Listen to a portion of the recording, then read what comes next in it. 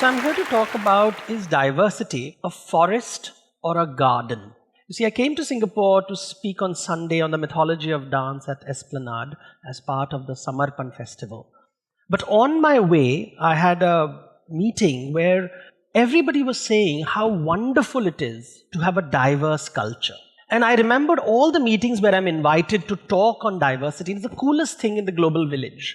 And every time I talk to senior executives, CEOs, vice presidents who keep saying how wonderful diversity is, I'm like, oh, you don't really understand diversity, do you? Because if you genuinely understood what diversity is, you would be a little cautious. You'd be more thinking rather than rushing to it. Because you will understand the complexities involved in this idea called diversity. And that's what I want to talk about, this little conversation I had on my way to this session. You see, I consult a lot of companies and I talk on a lot of issues related to mythology. And one of the companies is Epic TV in India, which wants to produce programs that helps Indians reclaim and re-understand and reframe their history, their mythology.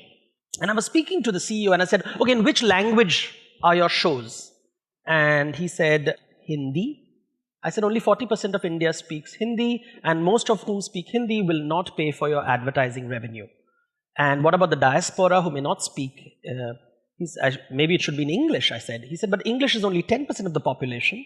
It is the market. It's where the money comes from, but that's not the point. I want to reach out to each and every Indian. I said, then you must have it in 28 languages. He said, but that's not efficient. It's not cost effective. It's the problem. So you have a legal system in English which 90% of Indians cannot read. So we are very proud of our diverse heritage, but diversity is a problem. And we don't think about it because we have not given it thought. We are too glamorized by it to give it thought. And that's what I want to talk to you. And I would go around the world saying that India has the most number of languages until somebody stopped me and said, no, it's Papua New Guinea. It has 850 languages. And I heard of sub-Saharan Africa, which has a lot of diversity. And everywhere I started studying diversity in different parts of the world, I said, oh, it's not a new idea. It's an old idea. Nobody used the word diversity.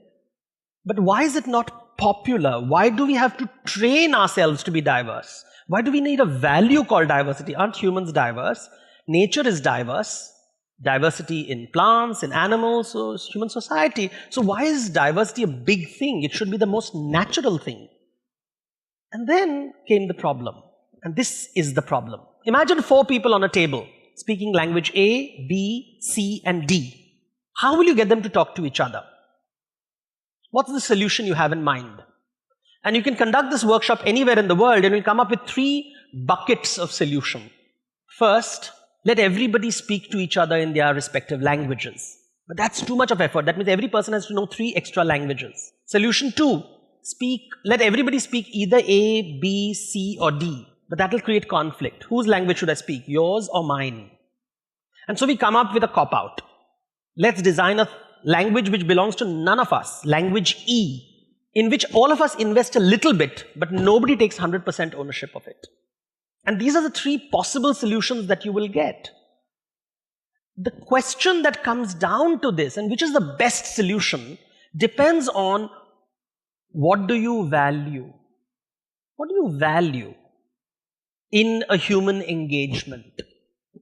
You see, it's debatable. You'll always be torn between 2 things at many levels, and I want to draw your attention to this. The first, do you want to be efficient or effective? So for example, this is a US dollar bill. It's extremely efficient. 1 language. But we all know the United States has people from all over the world with different languages coming there. But the currency has only 1 language. Is it effective? If you want to be effective, you have to think of multilingual signboards like this one from Southeast Asia. Because now people speaking English, Malay, Tamil will be able to figure out there's danger there. If I put it only in English, it's quite possible many people wouldn't know it. So I'm torn between efficiency and effectiveness. And this is the problem in India. Do we want to be efficient or effective? The second problem with diversity, again tearing us apart, is the idea of loss of identity. If I impose one language on everyone, like this cube farm, you lose your identity, because language is identity. Which language do I speak? And we all know in China there is the diverse dialects. Which dialect? These are questions because identity is attached to it. But if I have many, then there's conflict. Language of the majority or language of the minority? The more beautiful language or the less beautiful language? Language with more grammar or less grammar? Which language do you want to choose? And this is where tensions will emerge. Lots of tension. My language is always better than your language. Always. My poetry is better than yours. Shakespeare sounds so much better in Hindi. And that's the whole question. We don't ask these questions. If I only think about my language, I become chauvinistic. I am chauvinistic. But the moment I start thinking about your language and your language and your language, I will dilute myself. And this is the third point of tension. Do I want to be chauvinistic? Or do I want to dilute my identity?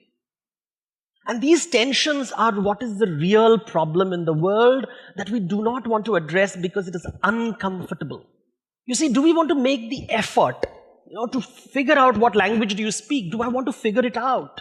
Because it requires a lot of brain work. But nowadays we don't like to do brain work. We outsource things to our applications. This wonderful world of apps where I don't have to think. It will do my calculation. It will speak my language. It will maintain my accounts. I don't have to remember anything. And so we are trying to imagine a future where we have an innovative product called C3PO from the Star Wars, which was a universal translator, which could move from planet to planet and speak every language. Then we don't have to bother with learning your language. So I can marry someone from another community and have a little application which will deal with our intercultural, intersubjective, interlinguistic differences. That's the best outsourcing idea out there. One is a very old favorite. I am in the world of mythology and people keep using the word mythology, religion, and they say mythology is about polytheism, many gods. Religion is about one God. And rationality is about no God. And I'm told that world progresses when you move from polytheism to monotheism to atheism. And I listen to them and I smile because they don't quite get it. Because if you replace the word God with idea or replace the word God with language, the world changes very dramatically. You see, now suddenly, if you have no God, it is nihilism. Nobody likes a nihilist who doesn't believe in anything. The moment you only focus on one idea or one language, you become a fascist who doesn't allow others to flourish. And if you have many ideas and many languages, you become liberal.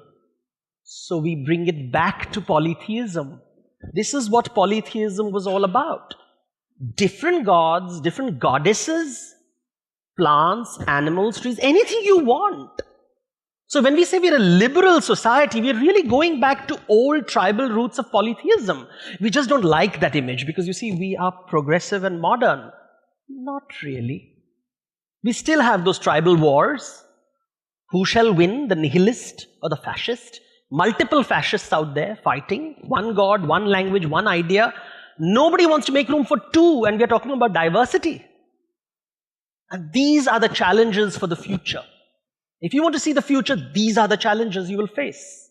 You see, how must the global village eat? In a sequential fashion with soup, starter, main course, dessert? In a thali with everything served simultaneously? With chopsticks or with fork and knife or with your fingers? What's the right way to eat? In an international school, please check how do the children eat? In all probability with a fork and knife. And we're told that's international. Really? Or you go to an international school and see everybody speaks with an American accent. And I'm told that's international. I said, no, that's not international. That's not global. That's parochial. But we don't think about it. We are so proud of the fact that the child is going to international schools. Because as a teacher, we talk about diversity so casually, in a cosmetic way, not in a systemic way. What does it mean to human identity? Which story will we allow? I was in an international conference of storytelling where they said, we are secular, so no religious stories allowed. And I said, oh, so you are a new fascist. You have decided what shall be included and what shall be excluded because you're secular. And I'm terrified of people who use these words because they don't understand what diversity is. Diversity is dealing with the inconvenient other. The other who is terrifying, and making friends with him. Knowing there are things you will disagree upon and things that you will connect with. Focusing on things that bring you together and shunning things that tear you apart. In a world that is not thinking diversity, there is bound to be conflict.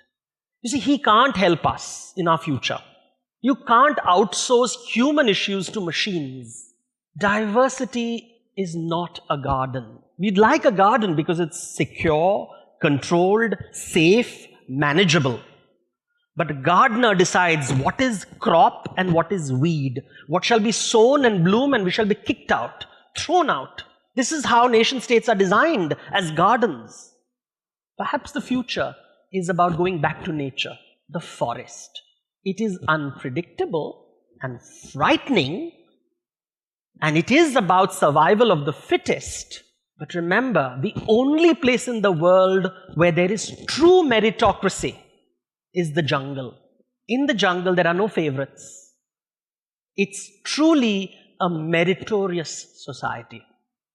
Do you want it? Or would you be comfortable in your garden, from where the word paradise comes? That's something to think about. Thank you.